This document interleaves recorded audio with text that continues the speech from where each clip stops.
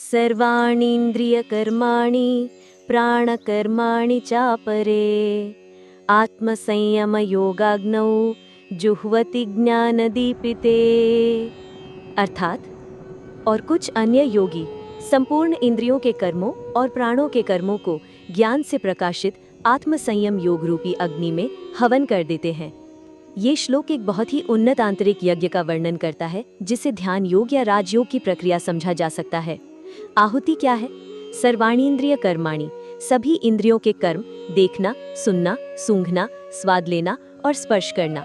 प्राण कर्माणि, सभी प्राणों के कर्म, श्वास लेना, पाचन, रक्त संचार आदि, जो 5 मुख्य प्राणों प्राण, अपान, व्यान, उदान और समान द्वारा नियंत्रित होते हैं। इसका अर्थ है कि योगी अपनी सभी बाहरी और आंतरिक शारीरिक क्रियाओं को रोक देता है। अग्नि क्या है? आत्मसंयम योगाग्नौ, ये आत्मसंयम योग की अग्नि है। ये मन और इंद्रियों पर पूर्ण नियंत्रण की अवस्था है। ज्ञान दीपिते, ये ज्ञान से प्रज्वलित है।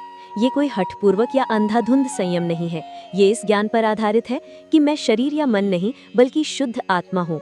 यज्ञ की प्रक्रिया। इस यज्ञ में योगी ज्ञान के प्रकाश में अपने मन को पूरी तरह से एकाग्र करता है। वो अपनी सभी इंद्रियों की गतिविधियों और यहाँ तक कि अपने प्राणों की गतिविधियों को भी रोककर उन सभी को अपनी आत्मा पर केंद्रित कर देता है। इसका उद्देश्य मन और शरीर की सभी गतिविधियों को शांत करके केवल आत्मा के शुद्ध स्वरूप का अनुभव करना है। ये एक समाधि की ओर ले जाने वाला एक गहरा ध्यान है। श्लोक का सार।